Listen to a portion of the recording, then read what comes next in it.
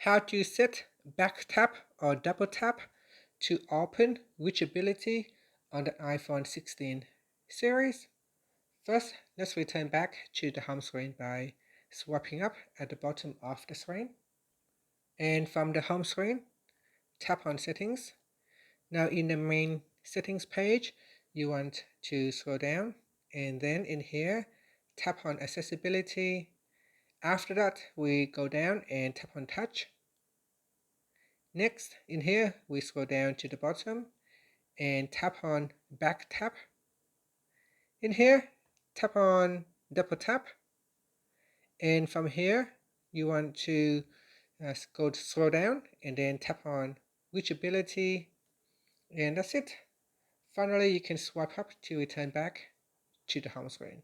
Now, when you want to use Reachability, you can double tap at the back here.